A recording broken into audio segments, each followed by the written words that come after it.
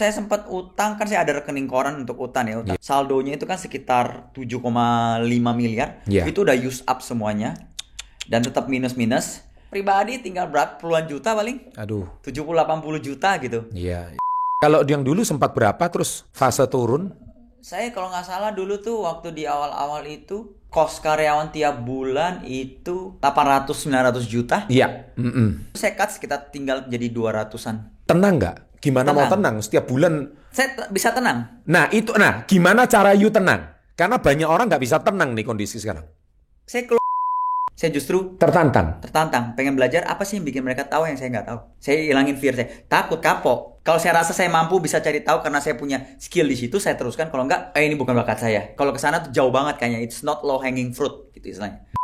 Boleh tahu rugi berapa waktu di COVID? Kan tutup semua mall itu. Iya, di COVID dulu pernah 6 bulan pertama itu saya rugi 1,5 miliar per bulan. Aduh, itu jauh lebih gede daripada 2011. Benar, lebih besar. Nilainya sih lebih besar, tapi itu panik lagi nggak? Sahabat entrepreneur, salam hebat luar biasa. Hari ini saya ini janji waktu beliau tuh susah banget ya. Dan akhirnya setelah sekian purnama, akhirnya saya bisa. Setelah setahun ya. Padahal ketemu beliau itu udah hampir 12 tahun yang lalu. Jadi kalau WA beliau itu sebelum umur 30. Masih sebelum 30. Saya kalau WA beliau itu saya lagi makan sorseli nih. Ya. Bro, nanti makan gulu-gulu katanya. Ya udah. Jadi ini bosnya sorseli guys yang saya undang dan senang banget akhirnya beliau bisa hadir sebagai tamu di dalam Level Up Podcast. Kita akan kulik mindset beliau dan beliau termasuk success before 30 menurut saya. Ya. Iya dong. Pertama kali mulai itu 25, 26. 26 ya. Dan saat itu masih muda, tapi sekarang banyak anak muda ya di bawah umur 20. Hebat-hebat lah. Iya. Tapi cepat naik, cepat turun juga. Nah, sustainability-nya nanti kita akan gali ya. Jadi bagaimana setelah yang satu ini? Welcome to Success Before 30 Level Up Podcast. Bro Doni Pramono, welcome to Level Up. Thank you. Setelah sekian purnama ya. Setelah sekian purnama. Hadir di podcast ini. Semoga bisa sharing-sharing membangun. Iya. Bisa level up. Bisa level up ya. Aslinya orang mana sih, Bro? Saya aslinya orang Buton. Bau-bau. Buton Bau-bau. Iya. Logatnya tuh kayak Makassar atau gimana? Iya, mirip. Mirip Makassar. Mirip lah. Sulawesi mirip-mirip. Tapi setiap daerah ada pasti kayak Jawa Kromo Inggil sama Jawa Surabaya. Iya. Beda kan ya? Beda tapi mirip kan ya? Mirip tapi beda istilahnya. Iya. Tapi memang masih ada logatnya masih ada. Tergantung siapa yang saya ketemu. Oh, oke. Iya, jadi bisa bilingual ya? Bisa trilingual bahkan. Quadrilingual bahkan. Nah, bisa. ini ciri orang sukses. Bisa berkomunikasi dengan siapapun. Bisa beradaptasi ya. Bisa beradaptasi. Nah, jadi orang tua asli kelahiran sana ya? Asli kelahiran sana. Jadi numpang lahir aja?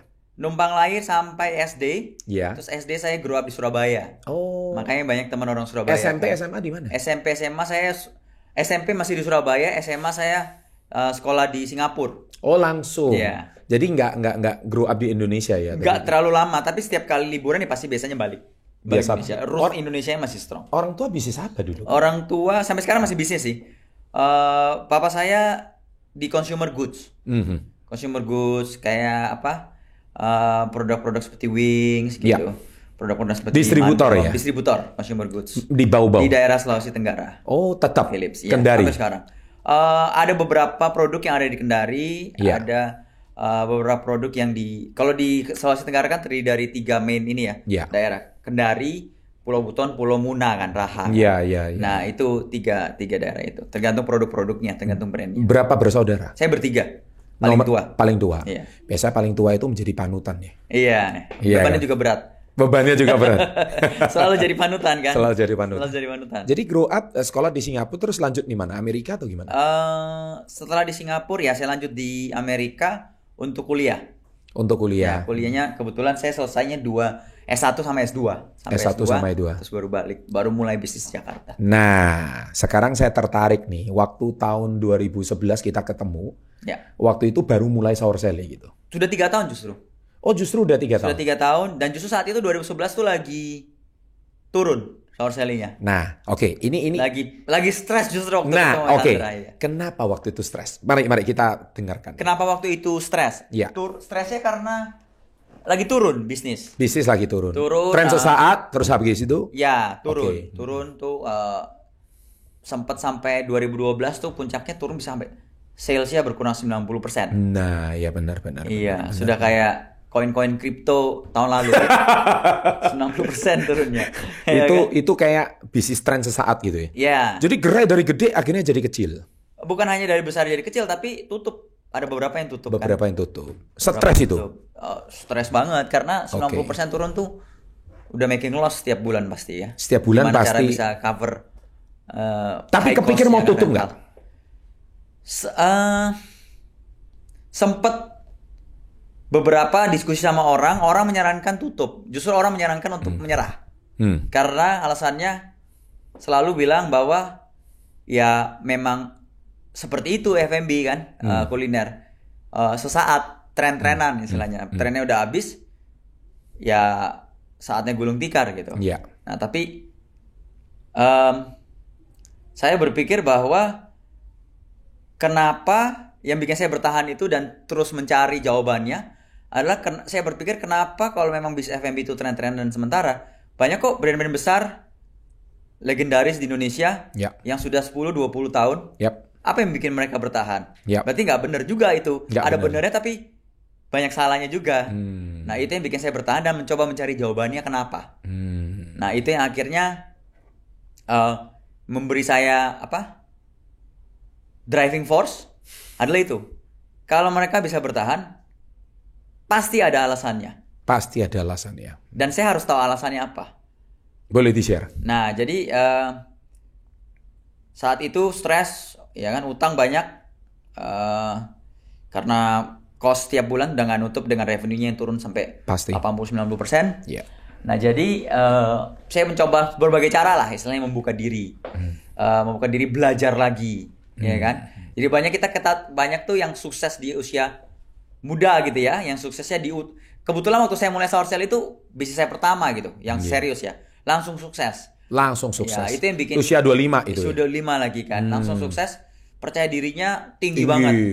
Pede banget. Padahal mungkin bisa aja itu gara-gara momentumnya pas, lucknya bagus. Bagus. Nah sekarang bagaimana? Momentum pas. Momentum bagus. Yang penting kan bagaimana cara mengolah luck itu menjadi sustainable dan juga menjadi wisdom kan ya. Iya. Jadi wisdom yang paling penting. Karena wisdom yang akan terus ini ya. Nah jadi caranya saya adalah saya mencoba mencari jawaban. Saya ikut semuain kebanyakan coaching ya kan. Saya ikut banyak coaching kelas. Saya ikut banyak seminar. Saya buka diri, menambah wawasan, mencari jawabannya meskipun jawabannya itu mungkin saya tidak langsung dapatkan di seminar-seminar atau coaching tersebut, tapi setidaknya saya bisa menarik benang merahnya. Melatih asa lagi pikiran saya. Makanya saya senang banget sharing saat itu juga sharing karena waktu saya sharing sebenarnya saya belajar tentang diri sendiri juga. Oh ya ini secara logika seperti ini ya. Jadi mungkin saya harus lakukan ini. Ada blind side yang saya nggak lihat kan kalau saya tidak ngomong dan tidak pikir gitu kan. Nah akhirnya saya ikut seminar, belajar semuanya. Akhirnya saya menemukan jawabannya, ya kan. Saya belajar juga dari itu. Kebetulan saat itu Garuda Indonesia itu kan lagi merevitalisasi dan berhasil. Nah pikiran saya, Garuda Indonesia aja merevitalize the brand. Maybe I need to revitalize my brand, ya kan ya. Tapi merevitalisasi ini dalam konteksnya bukan hanya ganti baju, tapi ganti intisarinya apa yang kita ganti why-nya. Makanya saya belajar tuh mengganti why-nya instead of hanya mengganti what-nya. Karena driving force sebenarnya dari semua industri konsumen menurut saya adalah why. Kenapa customer you harus keep dalam konteks saya kenapa customer saya harus keep consuming my product? Bukan hanya di awal tapi menjadi sustainable. Nah, di situ saya belajar. Nah, mungkin teman-teman di sini udah pernah dengar sharing saya di platform lain. Saya belajar di situ, saya menemukan teori saya sendiri nih yang saya pelajari. Yang teori ini saya hasilkan atas mengumpulkan banyak benang merah dari beberapa mungkin puluhan atau ratusan seminar atau apa, saya ikut MLM juga saya ikutin tuh. Ya kan, MLM karena saya belajar di situ fighting spiritnya ya. Fighting spirit. Dari nothing menjadi something ya kan, dari nol from zero to hero. Saya belajar situ. Terus saya belajar semua dish tentang MLM, saya belajar semuanya, semua saya ikuti, semua saya pelajari. Semua ya. Semuanya. Saya nggak pilih-pilih, nggak ada istilahnya. Saya berusaha menghilangkan kesombongan bahwa saya pernah sukses. Saya anggap saya belum pernah sukses. Ini penting banget. Ini sebuah kata mengubah mindsetnya, yaitu saya pernah sukses. Ya. Karena gampang kalau kita dari nol jadi, tapi ketika sudah di atas terus kemudian jatuh dan kamu bisa bangkit lagi, itu sesuatu yang nggak mudah loh, brother. Memang. Dan Betul. Saya suka sekali tadi Bro Don itu ngomong satu kalimat, ketika saya itu di bawah, semua orang ngomong F&B memang musiman. F&B seperti itu. Tapi kamu menjadi berbeda. Iya. Karena ya itu. Karena memang ada success story-nya yang saya lihat orang lain kok bisa, kenapa saya nggak bisa gitu. Brand lain bisa, kenapa saya nggak bisa. Nah, akhirnya saya mencari tahu semuanya, benang merah, mikir sendiri, brainstorming sendiri. Boleh tahu sestres apa saat itu? Boleh tahu? Wah. Boleh tahu. Karena hutang bank juga kan? Yes. Iya. Saat boleh itu tahu sempat sampai down-nya berapa? secara monetary ya. Iya. Nah ini karakter saya itu memang dari dulu itu kalau saya stres apapun juga saya nggak sampai depresi. Oh, hebat dong. Saya bisa kontrol. Saya itu tipe orang yang bisa mengontrol my emotion and my logic. Wah, hebat dong. Iya, jadi ketika mesin saya bisa take over, saya berusaha dalam kayak imajinasi itu saya menjadi sebuah mungkin kebanyakan nonton film horor ya. Ketika orang udah koit, dia punya jiwanya bangun gitu kan ya. Imajinasi seperti itu. Jadi kalau saya lagi koit secara emosional, saya punya jiwa tuh harus bangun. Jadi helikopter view, logiknya apa nih? How to solve this problem. Gitu. Jadi kalau boleh tahu nilai kerugiannya berapa setiap bulan waktu itu? Saat itu saya sempat utang, kan saya ada rekening koran untuk utang ya, sekitar saldonya itu kan sekitar 7,5 miliar. Itu udah use up semuanya dan tetap minus-minus. Rekening bank tinggal, sebagai pengusaha ini termasuk sedikit sekali. Rekening pribadi bahkan, kalau rekening perusahaan udah habis karena udah pakai plafonnya limitnya udah kepake. Plafon udah kepake kan gara-gara memang udah nol kan. Betul, udah jadi minus kan. Pribadi tinggal puluhan juta paling. 70-80 juta gitu. Iya.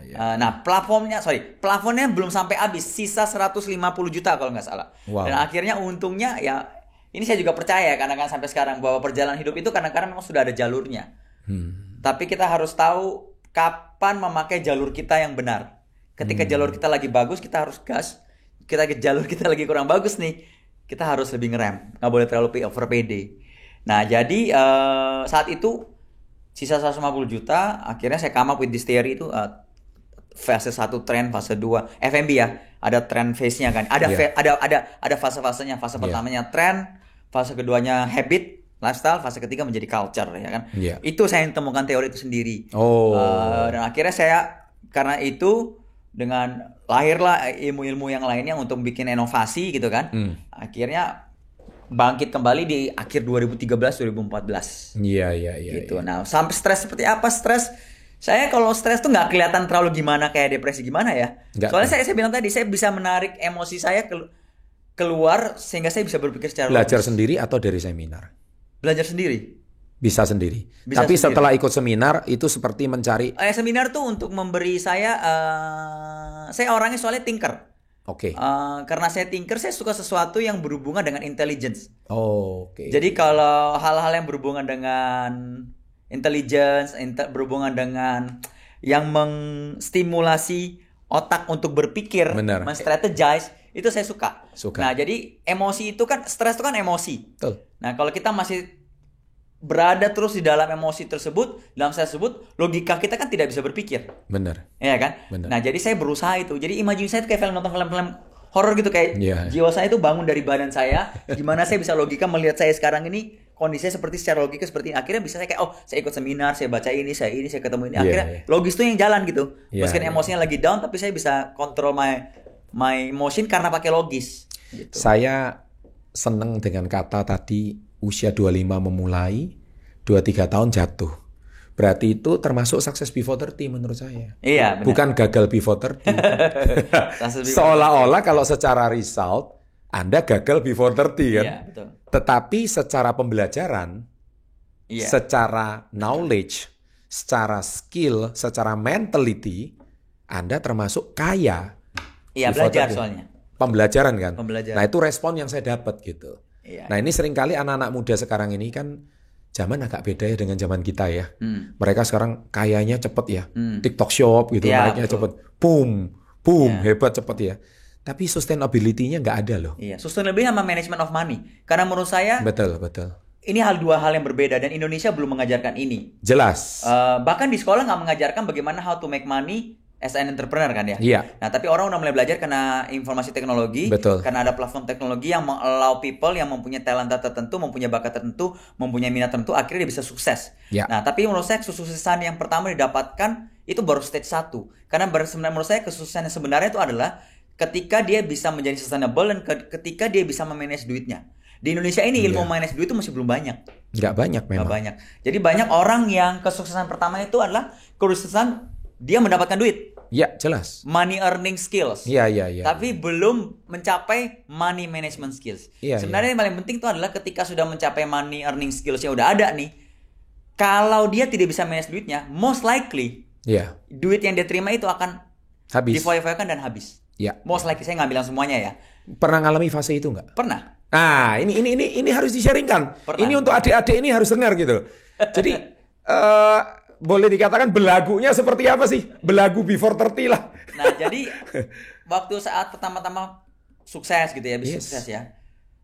Megang duit banyak dong. Megang duit banyak. Megang duit banyak. Terus abis itu ya saat itu saya menyalurkan semua itu ke bisnis lagi. Dimana bisnisnya itu bisnisnya itu pun sebenarnya belum stabil kan. Oke. Ya kan, that's the danger part ya. Jadi we have to manage our risk. Kita harus bertanya apakah bisnis kita ini udah ready nggak untuk diinvest lagi. Keep pumping the money. Kita ngomong bukan dari sisi bisnis, tapi kita ngomong manajemen sebagai pengusaha yang mempunyai bisnis nih ya. Konteksnya berbeda nih. Semua bisnis kan banyak orang bilang, salah satu manajemen yang baik adalah ketika kita what we earn, we pump back into the business. Yes, if the business is ready.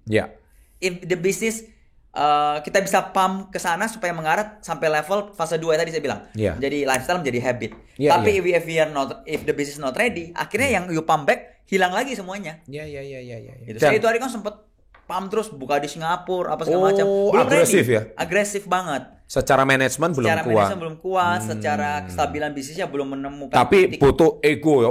Aku udah buka di mana-mana. Grow gitu. at istilahnya kan grow and grow gitu. Emotion. 3S, speed, scalability, sustainability.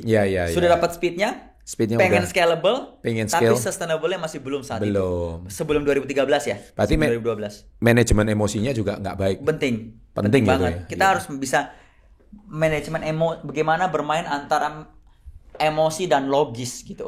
Karena emosi itu sangat bertolak belakang dengan logis. Betul. Emosi itu sangat momentari. Emosi itu sangat dipengaruhi oleh sekitar. Ya kan? Contohnya. Kalau kita sudah kaya nih, punya duit. Betul. Kita bergaul sama teman-teman yang tanda kutip sama-sama kaya. Betul. Di situ kan ada ego. Ada ego dong. Dia beli apa, masa kita nggak beli? Ya kan? Itu paling susah loh. Jelas. Karena itu emosi. Emosi kan. Ya kan? Tapi logisnya harus main nih. Apakah you udah ready nggak? Apakah memang lu begini serve your objektif nggak? Pernah ngalami fase itu nggak?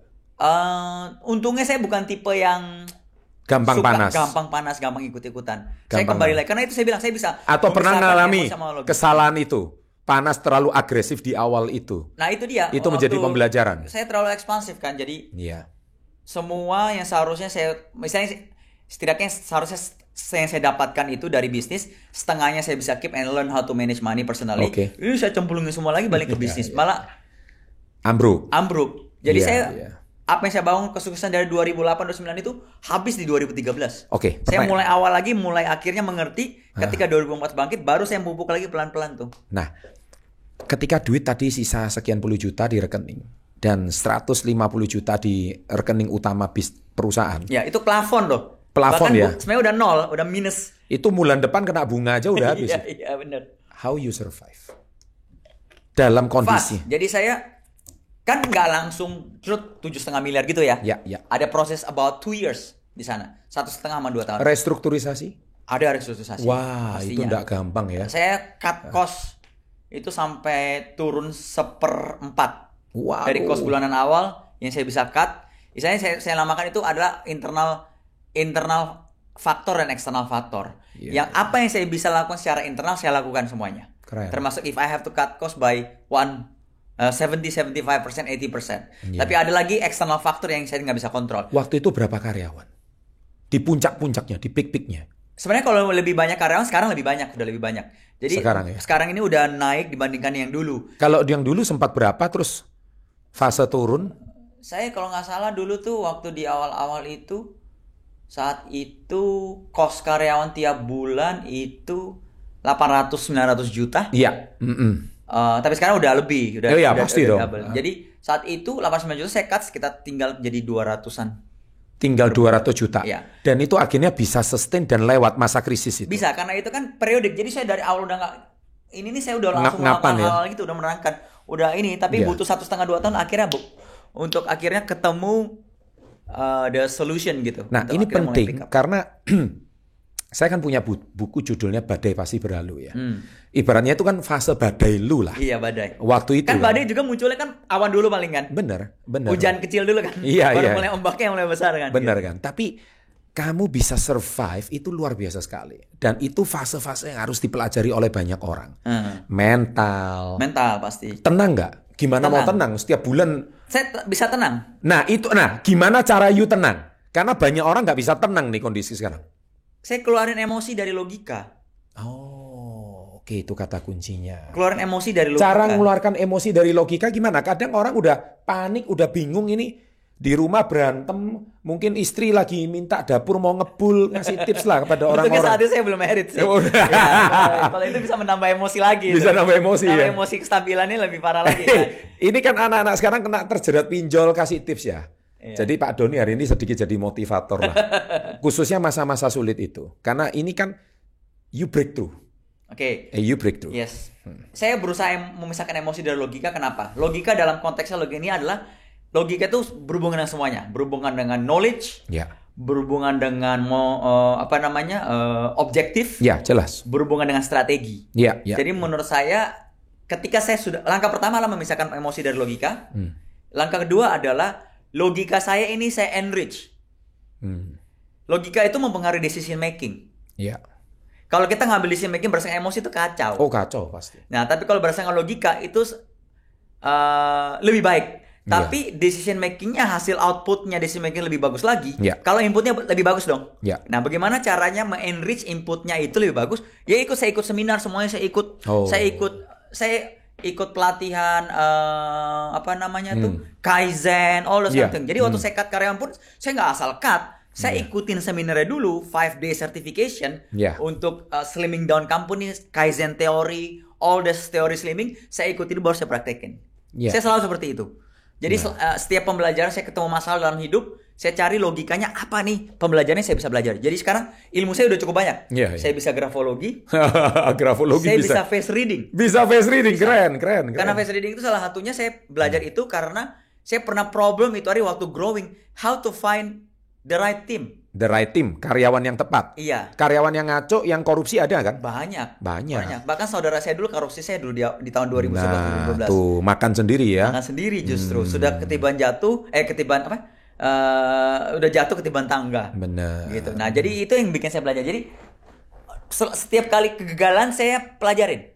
Nah, kegagalan saya coba cari apa nih kira-kira bisa jadi ilmunya. Itu mental saya dari dulu. Nah, guys, responnya ya dari kita belajar dari Pak Doni, itu ketika kalian jatuh justru bukan menyalahkan keadaan, tapi malah evaluasi diri ya.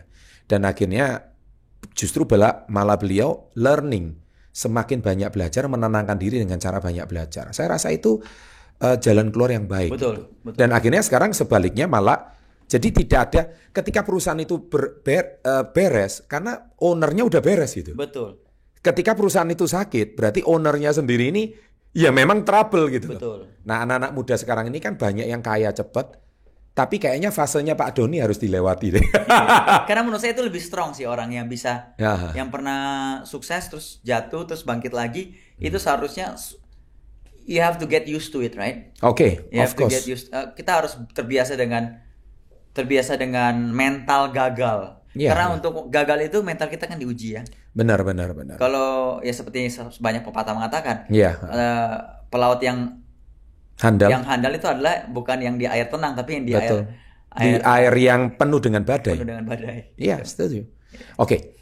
Nah, saya salut. Jadi ketika fase itu, nah setelah itu 2014 take off sampai sekarang, apakah nggak ada goncangan lagi di perusahaan? COVID. Nah, ini dia. So the second badai, the second storm. Badai. Tapi untungnya waktu saya menghadapi second badai itu saya udah belajar dari badai pertama. Oke. Jadi 2021 itu badai pasti berlalu. Iya. Kalau waktu 2012 saya nggak bisa mengatakan diri sama diri saya bahwa badai akan pasti berlalu. Iya. Enggak, gitu. Karena saya udah siapin gitu ketika menghadapi badai 2021 itu, Iya, kondisi manajemen, kondisi keuangan, kondisi semuanya lah ya. Iya. Kayak kapal itu udah siap badai. Iya. Badai kena pun ya oke. Iya. Tunggu aja.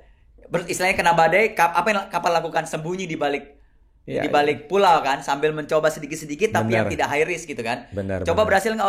Kalau tidak berhasil ya nggak apa-apa, isi Boleh trying. tahu rugi berapa waktu di COVID? Kan tutup semua mall itu. Iya, di COVID dulu pernah 6 bulan pertama itu saya rugi 1,5 miliar per bulan. Aduh, itu jauh lebih gede daripada 2011. Benar, lebih besar. Aduh. Nilainya sih lebih besar, tapi Sorry, itu panik lagi nggak? eh, Kita ngomong jujur deh. Banyak Sempet- pengusaha nggak bisa survive. sempet panik sih, tapi kembali saya mengeluarkan logika, Saya pernah ngalami ini. mengeluarkan emosi dibanding logika. Saya pernah ngalami ini gitu. Oke. Saya udah lebih siap untuk menghadapi ini gitu. Hebat. I have done this before. Blueprintnya saya udah ada. I just need to redo it again. Dan saya selalu percaya saat itu manusia tuh selalu adapt. Bisnis juga selalu adapt. Iya. Ya kan? Iya, Makanya, pasti. saya rasa pasti akan berlalu gitu. Karena manusia itu memang diajarkan untuk adaptasi sebenarnya kan. Memang. Ya, jadi waktu kedua COVID tuh Sempat panik awalnya. sempat panik. Berapa hari paniknya? Awal-awal ya, karena nggak jelas kan. Dari PPKM, PSBB Betul, apa itu? betul. 6 bulan. 6 bulan. Apa 6 yang bulan dilakukan saat itu. selama 6 hari? 6 bulan itu. Kan kita awal-awal itu kayak orang bingung ya. Iya betul. Kalau saya saat itu lebih ke tetap tenang aja sih, karena mungkin perasaan saya saat itu sedang berada di sebuah kapal yang ada badai, tapi saya percaya dengan kekuatan kapal itu. Oke. Jadi ya sakit, pusing, mungkin nggak bisa tidur, muntah-muntah mungkin. Iya. Apa yang kita rasakan kalau di kapal yang tengah Pasti. berlayar terus sampai lagi badai kan. Betul. Tapi Bau-bau Surabaya itu ya. ya bawa berlayar kan. Ya, tapi saya tetap tenang gitu, Ya, tetap tenang dan saya accordingly step by step. Jadi Tenang. kenapa salah satu alasannya itu bisa sampai minus 1,5 miliar per bulan. Yes. Saat dari bulan 4 sampai bulan 10 tuh 6 Iya, bulan. iya. Karena saat itu kan tidak ada kepastian. Waktu bulan 4 dikatakan bahwa COVID akan selesai bulan 6 bulan 7. Benar. Waktu sudah bulan 7 bilangnya bulan 10. Tapi bulan Yes. 10 nggak ada tanda kebaikan, tambah malah memburuk. Tambah Itulah akhirnya saya lakukan istilahnya emergency yang pertama gitu. Harus Oh. stream downing apa segala macem gitu. Nah, jadi kan Awal-awal saya nggak signal sama sekali tuh, tetap berjalan aja. Karena kasihan sama karyawan juga. saat Kasihan itu. sama karyawan. Tapi lama-lama saya bilang, saya diskusikan sebelum saya melakukan stream running, we have to change nih. Kita nggak bisa kayak begini terus. Soalnya kalau kayak gini terus, kapal yang akan tenggelam. jelas. Bukan lu lagi, tapi kapal tenggelam. Jelas. Gitu. Jelas. Nah sekarang oleh karena itu kita Waktu harus itu stream running. 2018 omset peak ya? 2018-19 tuh lagi peaknya. Peaknya. Jadi 2014-2016 itu adalah masa-masa rebound. Iya, Masa-masa 2017-18-19 tuh peak. ganti menu, ganti apa gitu. Iya kan muncul brand baru apa segala macam juga. Oh, jadi keseluruhan di Sour Sally cuma salah satu brand ya? Iya, satu brand. Holdingnya apa nama perusahaannya? Sourcell Group. Sour Sally Group ya. Jadi Sour Sally Group itu sekarang punya berapa macam brand? Sekarang sudah ada 6 6 brand ya. Sour Sally. Sourcelli, Gulu Cuan. Bahkan di bawah Sourcelli pun ada beberapa brand lagi nih, ada Sourcelli Black. Oh. Itu kafenya. Iya. Terus habis itu akan ada Sourcelli Yogurato, produk FMCG Pine. Iya. Lebih dari 6 sih harusnya kalau dipecah satu gitu. Ada Gulu Cuan, Bolo King. Habis itu saya juga ada invest di Ramu. Iya. Drink. Habis itu Pusbat. Iya. Ya, terus habis itu yang sour jelly yogurt ya sekitar 6 sampai 7 lah. 6 sampai 7. Iya. Kan dulu yogurtnya putih terus sekarang ada black ya? Iya, itu udah lama sih, 2014. 2014 itu udah itu ada. waktu Revitalize itu salah satu Strategi. Salah satu output dari revitalisasi itu adalah seperti itu. Oke. Itu sempat hilang terus cabangnya dan akhirnya take off lagi. Tutup. Ya, take off lagi. Luar biasa. Nah, itulah saya katakan. Nah, tapi akhirnya hancur lagi. Hancur lagi. Waduh, ini loh, Hancur ini the second storm ya, badai yang kedua. Saya seneng ngulik ini.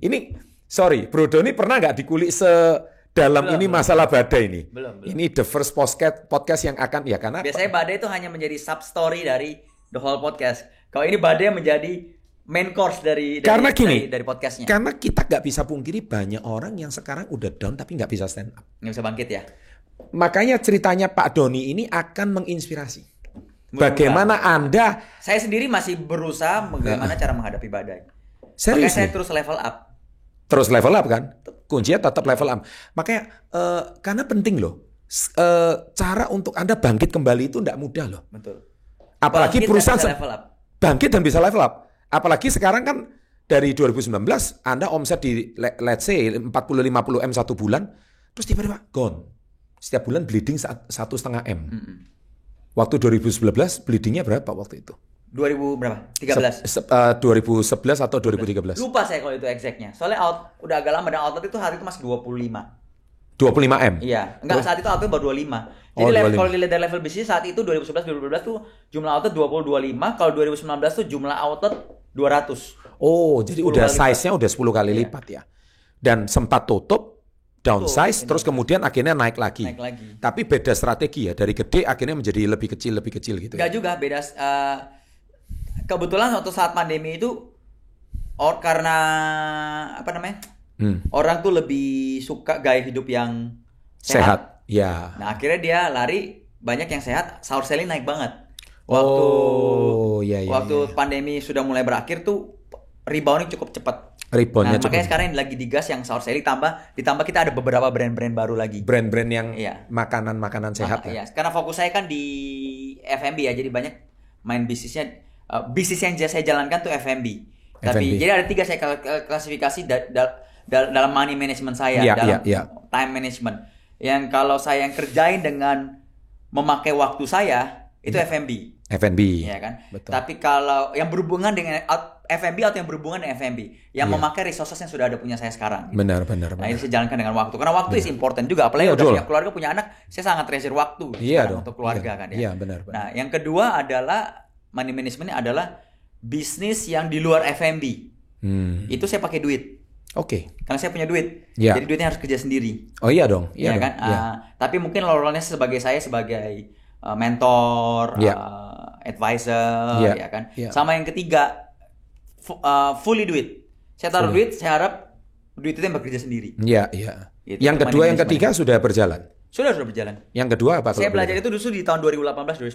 tahu? Apa itu? Saya kan ada invest di berbagai macam, ada di private equity. Oke. Bahkan kita sempat ada investment company juga kan, Selera Capital. Iya. Yang invest di beberapa project gitu kan. Iya.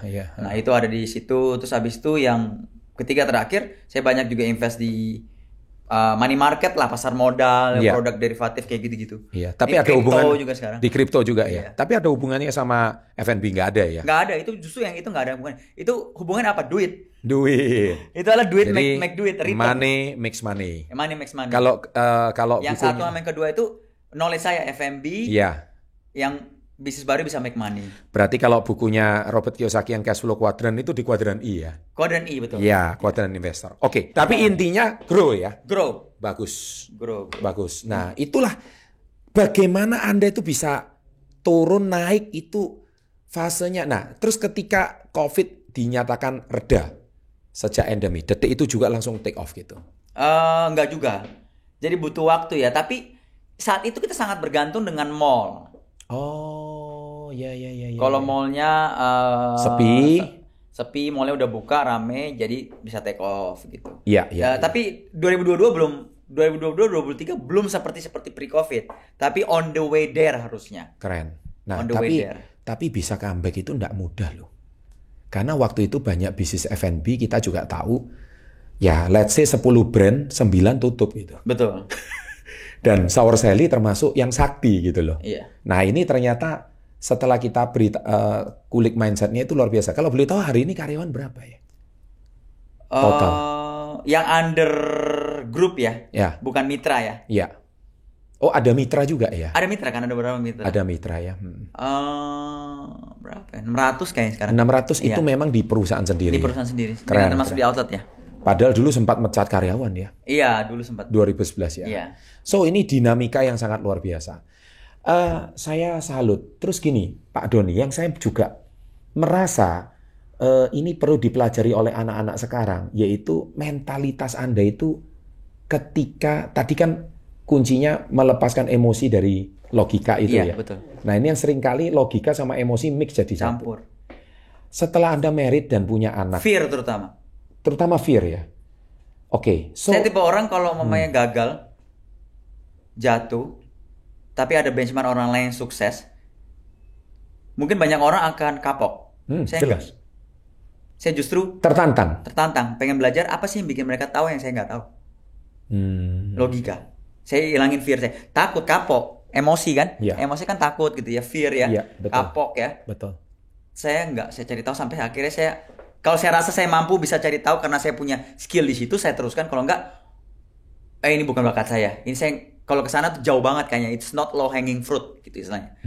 Saya ini apa namanya? Yang kayak sekarang saya pelajari itu investment. Iya, Tiap iya. hari saya pulang rumah tuh YouTube apa semua tuh topiknya tuh seharian chart, Bloomberg, kripto. Tiap hari. Makanya terkumpul semua sekarang udah tahu dan lebih berani. Lebih Sebenarnya berani. kayak contohnya investment pernah boncos, tapi Iya. saya belajar gitu. Pengen belajar. Kalau orang lain mungkin banyak yang setelah udah gagal ini dia jadi anti kan sama itu kan. Iya. Wah, gue nggak mau sentuh itu dah. Pokoknya lo ngomong itu gue nggak mau denger. Misalkan. Iya, Saya iya. nggak kayak gitu. Enggak ya. Enggak kayak gitu. Karena ada Menurut saya gagal karena itu saya nggak tahu. Makanya untuk supaya saya bisa sukses, apalagi ada contohnya orang sukses karena itu, Ya. saya harus cari tahu gitu. dan Anda percaya kripto ini akan menjadi masa depan. Salah satu aja. Dan masih Bisa banyak. kalau menurut saya kripto ya, menurut saya ya, Iya. bisa menjadi salah satu aset. Ya kan Bitcoin kemarin udah di approve, Betul. Bitcoin ETF approval di Amerika, itu historic day. Padahal waktu itu Bitcoin baru didirikan 2009 sama Satoshi Sakamoto. Betul. Dan itu zaman Saur Sally berdiri ya. Iya, saya beli dulu ya. Iya, iya. $1 1 Bitcoin ya. Betul ya. Coba gitu ya. Iya, iya. Coba gitu ya. Nah, itulah yang itu harus tanya Pak Askar Darmawan itu yang pernah ngobrol di sini. Iya, tapi menurut saya dalam konteks itu pun tidak semudah itu ngomongnya. Jelas, Coba. iya. Dalam arti apalagi seorang pebisnis ya. Yes. Pebisnis itu yang ngerti money management, Iya. ada baiknya dia ngerti, ada baiknya dia tidak ngerti. Kenapa saya bilang gitu? Kalau dia ngerti money management, dia selalu ukurannya resiko, risk. Jelas. Iya kan? Nah, kalau pebisnis beli Bitcoin di saat 2009-2010, Iya. most likely mungkin kalau yang sangat risk averse atau risknya dihitung banget dia nggak akan beli. Tapi untuk orang yang tidak ngerti risiko, dikasih tahu bahwa ini akan bisa menjadi besar. Karena hanya dikasih tahu ini menjadi besar dan risk appetite dia nggak terlalu ngerti, dia beli dan akhirnya hokinya, lakinya bisa jadi kaya raya dari itu. It's two different thing. Two different things ya. Two different things. Bisa diulangi lagi. Jadi supaya orang gini, logika aja lah. Ya kalau tahu waktu $1 ya gua koleksi banyak. Iya, tapi itu logikanya. saat itu pun meskipun you tahu kalau dalam pikiran di dalam menginvestasi itu adalah ada hitungan risk di sana, ada peta-peta risiko di sana Iya. dalam produk-produk investment yang ingin diinvest, mungkin juga most likely you don't invest it. Kecuali lu taruh, oke, gue beli, tapi gue Diam aja lah. diam aja lah. Nah, Iya. diam ajanya itu Rela saat- untuk hilang lah, ikhlas rela untuk hilang. Tapi ya. kalau saat itu dia beli, kan beli Bitcoin itu lu nggak mudah kan ya? Jelas. Bukan di exchange kan? Nggak. Belinya kan di private key apa segala Betul, macam ya. betul. Most likely passwordnya juga udah hilang sekarang. Iya. Lebih baik password hilang ya. Passwordnya hilang. Dan menyesalnya lebih besar lagi tuh. Iya. Gue beli itu hari Bitcoin satu, gue beli $5 gitu. Berarti gue punya 500 Bitcoin Iya, katakan iya. ya. Itu will itu. Will itu. mungkin udah hilang juga tuh. Iya.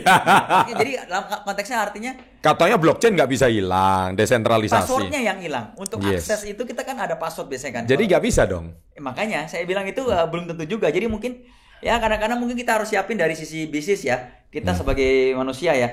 Ada hal yang kita memang sangat-sangat kita kontrol dalam resikonya kita Iya. perhitungkan. Tapi ada juga yang beberapa halnya 10%, 5% yang kayak bodo amat lah istilahnya, ya go with the flow aja gitu ya. Nah itu yang saya masih senang belajar. Masih senang belajar. Iya, berarti ada satu karakter dari seorang Bapak Doni Pramono ini, ketika Anda jatuh, Anda bukan mengikuti arus kebanyakan, tapi Anda mencari tahu ada kok yang sukses. Iya betul. Nah saya kan perhatikan dari tadi cara Anda berbicara itu, ketika semua orang F&B lari, orang kan nyalakan F&B ini bocai lah, apalah. Tapi kenapa Anda tetap justru survive dan bertahan? Karena Anda melihat bahwa ada loh brand-brand lama yang tetap sukses di F&B. Betul. Karakter itu yang saya perhatikan konsisten dari tadi. Iya, betul. Termasuk Anda investment ini tadi. Iya. Nah ketika orang ngomong kripto lah, boncos lah, BPJS lah, beli pagi jual sore lah. Itu kan trader dong, bukan investor. Kan ada beberapa teori yang bilang lebih baik beli Bitcoin sekarang terus passwordnya hilang 5 tahun lagi nanti baru. Itu bullshit lah. Besoknya udah dilihat lagi kok, lagi naik atau turun. So mentality, psikologi kan, emosi kan, fear juga kan. Malah nggak bisa kerja, mantengin terus itu ya. Iya kan, so banyak orang seperti itu kan. Makanya karena orang nggak ngerti. Karena nggak paham. Kalau dia paham kan paham. Nah itu karakter. Kayak contohnya karena saya tahu saya mau invest di stok, saya invest di kripto. Saya pelajarin tuh, saya ngambil certification untuk technical analysis. Ikut kursusnya. Iya, supaya saya lebih ngerti aja. Di mana boleh tahu supaya saya bisa. ambil yang apa? CTS kalau nggak salah itu. CTS, ada online itu. Ada online. Iya, online 8 kali pertemuan kalau nggak salah. Iya, selama 2 bulan, setiap minggu sekali. Oke. So sekarang Sour Sally Group sudah autopilot ya? Untuk yang manajemen day to day-nya sudah ada yang manage-nya, ada CEO-nya yang manage. Iya. Saya lebih involved ke business development. And And strategiknya. And strategy. Iya. Oke. Jadi kayak launching produk baru, brand baru. Tapi survive arahnya. loh. Buktinya 2009 sampai sekarang udah 15 years ya. 15 years ya. Dan Anda still tahun ke-16 ini. Tahun ke-16. Anda still yakin ini will sustain until 25 years, 30 years? Mudah-mudahan. Ya. Saya selalu percaya bisnis itu kayak berenang. Kalau ombaknya lagi kenceng, lagi besar, you build a ship untuk withstand, untuk bertahan. Betul. Jangan lu nyerang. Ombak gede lu hajar, pecah kapal lu nanti lambungnya. Iya kan? Tapi kalau ombaknya lagi tenang dan arusnya lagi berada di belakang lu harus berenang sekencang-kencangnya. Tapi in all ininya, bagaimanapun juga bisnis tetap harus bergerak. Bergerak itu adalah contoh, kita terjun ke air, ke laut. Bahkan you nggak bergerak maju pun, you have to move kan. Kalau nggak lu tenggelam kan. Kaki kan harus goyang untuk mengambang. Pasti. Gitu. Nah itu sih seperti itu. Seperti analoginya berenang. Seperti itu. Kalau saya sangat setuju apa yang disampaikan Pak Doni, karena beliau usia sudah cukup, bukan lagi 30, sudah 40 lebih, dan beliau sudah mengalami 2 kali badai dalam perusahaannya, dan beliau survive. Saya rasa kompeten. Makanya saya nagih terus ini. Kapan bisa diundang Level Up? Karena pengalamannya ini mahal untuk anak-anak muda. Nah, terutama anak-anak muda sekarang yang baru aja sukses. Tapi itu kan sementara. Betul. Makanya waktu startup kemarin booming. Funding apa gede semua. Saya selalu warning. Saya bilang hati-hati. You only invest in the first stage of success, yaitu trend. Yang sebenarnya harus diinvest ulang tuh adalah ketika dia udah jatuh, dia pivot, dia bangkit lagi. Itu keren. Itu keren itu. Probability of success-nya lebih tinggi itu. Iya. Dan ini udah masuk tahun ke-16 ya. Iya. Saya rasa karakter ini yang harus dimiliki anak-anak sekarang, dan saya senang banget. Itulah sebab baru kita bisa level up ya. Oke. Terakhir. Saya pengen mindset Anda ini udah jelas. Jadi karakternya justru ketika orang mostly 99% kebanyakan, tapi Anda menjadi berbeda nih. Anda golongan 1% ini. Begitu ya? Iya dong. Kelihatan banget Anda golongan 1%. Karena yang saya kenal Pak Doni Pramono 2011 sampai sekarang tetap tuh Sour Sally nggak berubah itu menjadi Sweet Sally kayak atau apa kayak enggak, tetap. So makanya saya bilang, wah ini pengusaha yang luar biasa. Salah satu kunci Sour Sally juga mungkin kita grow with the market. Kita nggak terlalu ngoyo untuk outgrow the market. Gitu. Yang penting grow with the market dalam boundariesnya gitu. Ketika market tambah besar ya kita grow. Kalau marketnya belum tambah besar, ya kita stay di sana tapi sustainable gitu istilahnya. Tapi sustain aja ya. Jadi Anda banyak orang yang gagal juga gara-gara mau cepat-cepat grow. Kan speed, scalability dia kejar. Berarti habitnya manusia Indonesia 12 tahun terakhir ada perubahan gara-gara mereka lebih consume healthy ice cream gitu ya daripada Oke. Healthy, lebih sehat. Yogurt juga lagi naik daun. Lagi naik daun. Nah, itu yang menjadi trennya di situ. Iya. Padahal dulu mereka apa ini kok? Pertama kali mulai lu kan orang belum tahu yogurt Apa ini asem iya, gitu ya? Asem, iya betul. Iya, paham. Oke. Apek gitu kan kayak. Sama kayak orang ngomong kripto sekarang. Ya, gitu ya. Iya, betul. Kripto ini sekarang apa scam semuanya gitu ya. Iya. Nah, nanti lihat 10 tahun lagi ketika marketnya udah mature. Digital kan? Iya. So guys, saya rasa senang banget hari ini saya pun belajar banyak dari seorang Doni Pramono. Hari ini kita belajar mindset beliau, bagaimana cara beliau menghadapi badai, cara beliau tidak panik, cara beliau memanajemen emosinya, dan ketika manajemen emosi itu dengan benar, beliau belajar learning dengan yang terbaik, serta yang terpenting, beliau bisa memisahkan antara emosi dan logika. Dan ketika beliau tidak marah, tidak mengutuk sesuatu, tetapi beliau tenang, malah memperdalam diri, belajar diri, dan sekarang ibaratnya ilmunya justru tambah banyak. Ketika CEO-nya atau owner-nya menambah ilmu, justru itu berdampak sama perusahaan beliau. Dan perusahaannya menjadi luar biasa. Saya rasa itu yang bisa membuat Anda level up. Nah, ketika Anda bisa level up, saya rasa apa yang Anda kerjakan pasti sukses. Saya rasa demikian. Boleh kita tutup dengan salam kita, namanya salam hebat luar biasa. Oke. Mari kita tutup dengan salam kita. Salam hebat luar biasa.